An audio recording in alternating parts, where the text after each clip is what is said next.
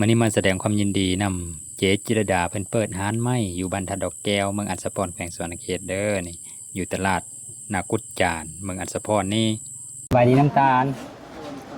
สวัสดีค่ะ นี่สาวไทยมาจากมุกดาหารเนี่ยได้แหม่เพิ่นละเพิ่นเปิดร้านขนส่งไทยลาว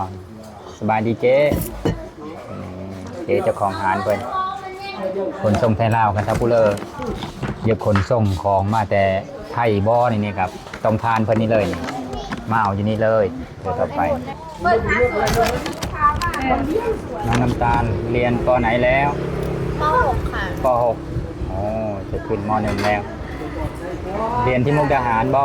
ใช่ค่ะ โอ้ไปเว้าผู้ไทยดีกว่าเว้ามีคือก่อนให้น้องเว้าผู้เดียวตอนนี้อายุเท่าไหร่แล้วน้ำตาลนะ จุ่มเด้ปีนี้12 12 ปีแล้วโอ้โห12 ปีนี่ก็เป็นตะแพงอีหลีนี่กู สวยไหมเป็นอยากติวเลยนี่ น้องน้ำตาลสวยขนาดน้องน้ำตาลเพิ่นเลยเห็นอยู่ไทยเลย แม่ลาวพอไทย ก้าวเที่ยวไปหา เป็นคนไทยได้นี่บัตรประชาชนไทยเลยโอ้ยกินอย่างเดียวเลย อันเดียวก็นี่กะนี่ละเอ้ย น้องน้ำตาลเห็นวีซ่าพี่เลิกเก่งนะเก่งเป็นพิเศษวีซ่าอย่างน้อ น้ำตาลเน้นวิทย์คณิตน้ำตาลจะเรียนบริหาร น่าจะอะไรวิชาอะไรนะ เก่งวิชาอะไรบ้าง น้องหญิง ที่เน้นวิชาอะไร เน้นวิทย์คณิตค่ะ โอ้วิทย์คณิต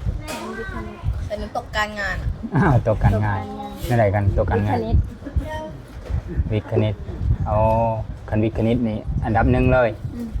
ภาษาอังกฤษได้สักภาษาอังกฤษก็ได้พี่เดียวบอก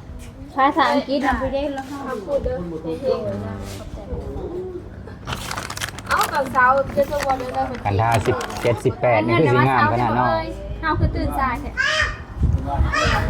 เห็นเจ๊เพิ่นทักมาเพิ่นว่าเปิดหานเด้อมาเปิดหานเพิ่นเด้อตอน9 โมงพอเราหาก็อ่านเพิ่นเสร็จมาแต่ตอน7 โมงพอก ระทันหันงาน กระทันหันโพด เรียนทำงานผู้เดียว นี่เก่งอยู่นี่เจ๊เพิ่นเจ๊จิรดาเพิ่นนี่เก่งอยู่นี่บริหารงานเองเลยขนส่งไทยลาวนี่ได้สิฟ้าวของมันก็มานี่แน่เนาะสบายดีเจ๊มีไปเลย ส เนี่ย บาย ขาย ดีฮานก็มีประมาณนี้เนาะประมาณนี้เลยเครื่องใช้ไฟฟ้ามีกระติกน้ำร้อนแบบธรรมดาแล้วก็ตัวน้อย แล้วก็มีหม้อแดง โอ้หม้อแดงก็มีหม้อสุกี้เนาะ หม้อสุกี้อ่ะบออันนี้เป็นหม้อทอด หม้อทอด สุกี้เนื่องสิเอามาตำหลัง อันนี้หม้ออบเด้อ โอ้หลาย อบ อย่าง ข ด้ น วย ม สิ อบขนมก็ได้อบ ปลาโท อบไก่อบป่าได้เบิด อันนี้นำเข้าจากไทยโดยเฉพาะบอก โดยนำเข้าจากไทย ต้มอันนี้เมื่ออันสปอร์ตจุมเฮาจะได้ใช้ของดีแล้วบัดนี้ แต่เก่าเรามีแต่ซื้ออันจีนอันเวทเมื่อใช้น้อยนึง โดย แล้วก็ตู้เย็น โอ้มีตู้เย็นอีกโพ ตู้เย็นนี้ พัดลมนำ อันนี้5.5 คิว อืม อันนี้ 6.5 คิว โอ้ แล้วก็ตู้เย็น2ประตูซัมซุง ซัมซุงก็มี ซัมซุง7.3 คิวซัมซุง2ประตู เป็นรุ่นอินเวอร์เตอร์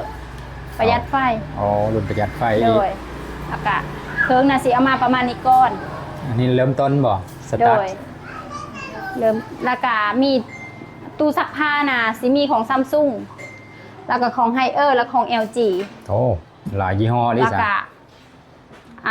มีทุกยี่ห้ออยากได้ก็สั่งเอา โอ้ถ้าสมม แอ ติว่า ร์ก็มี แอร์ก็มี โดย โอ้ แอร์แล้วก็โทรทัศน์ก็มี อืม จักนิ้วก็คือได้สั่งเอา โอ้ เพราะว่า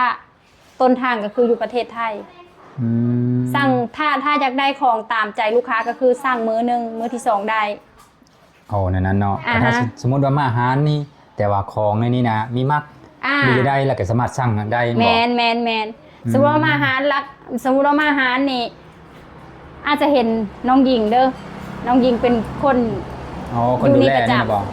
คนขายคนดูแลน้องหญิง โอ้มีผู้สาวขายอยู่นี่ อาจจะไม่ได้เห็น แม่ค้าเป็นรักเด้อแม่ค้ากับเทลไทยลาวเพราะว่าฮับส่งลูกไปโรงเรียน อ๋อ โดย เพิ่นแล้วมีลูกสาวอยู่ เจ้าของร้าน เห็นอยู่ นี่คือสิเทลเอา อ อืม แต่มีลูกน้องอยู่ ก็เลยมีค่อยเจอเนาะกัน โดย อาจจะอาทิตย์หนึงอาจจะเข้าหานประมาณ 2-3 วัน อืม ประมาณนี้ อันนี้ราคานี่นั่น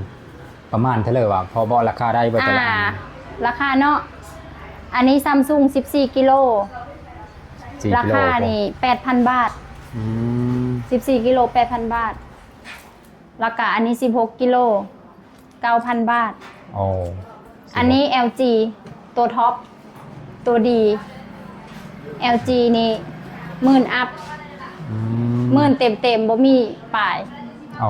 โดย ประมาณนั้น เครื่องใหญ่ๆทั้งบ้านนอก โดย ตัว เริ่ม ว่าอันตัวนี้น้อยกว่านี้ก็มีบ่จ้ะ มี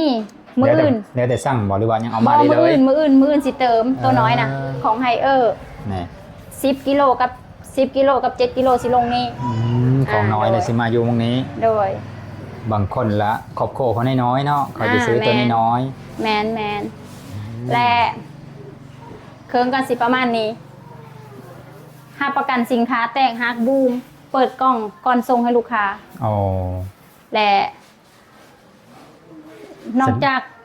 เครื่องใช้ไฟฟ้าก็มีพัสดุ พัสดุโอ้หมายถึง พัสดุนี่คือล่าวไปไทยแล้วก็ไทยไปมาล่าว อืม สิมี2แบบ พัสดุนี่อันนี้สิเข้าไปไทยล่าวไทยกล่องนี้200 บาท โอ้สามนี้นะ200 บาท 200 บาท ส่งมา สำหรับ กรุงเทพหรือว่าทั่วประเทศเลย โทรประเทศไทย โอ้ จุดฮับส่งคือซีเมนต์หันคอยนี่แล้วมาส่งได้เลยนี่200 บาท ปาโตสบาย อันนี้ เลย ลาวมาสำหรับเสื้อผ้าช้อปปิ้ง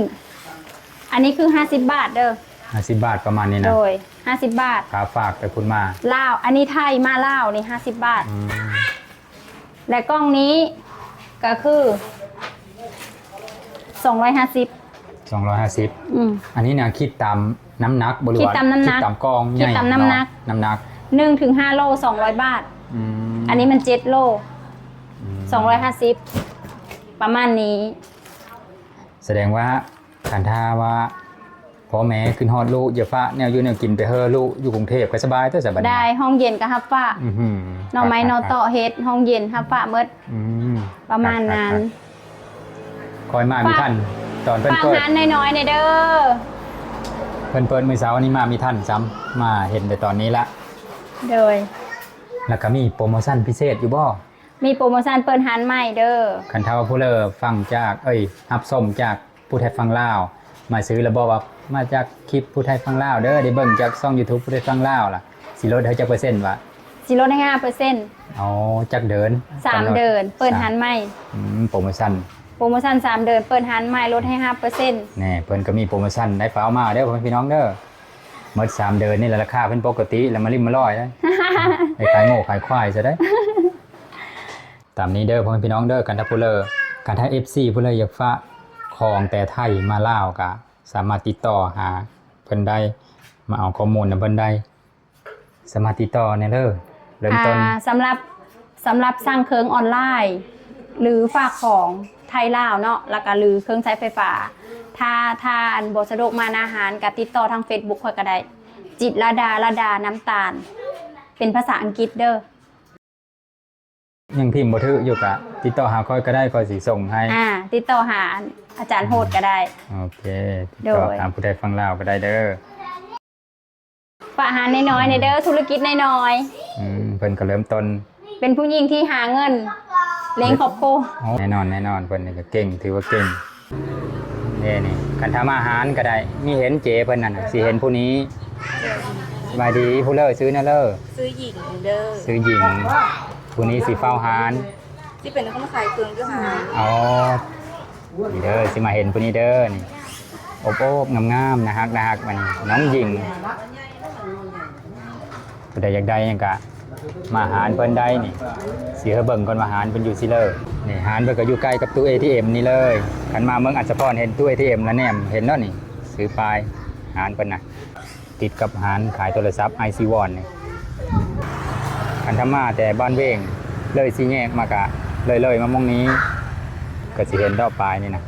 อยู่ติดถนนเยอะพอดี ตอนนี้เจ้าของหารเพิ่นกับฟ้าวเมอร์แล้ว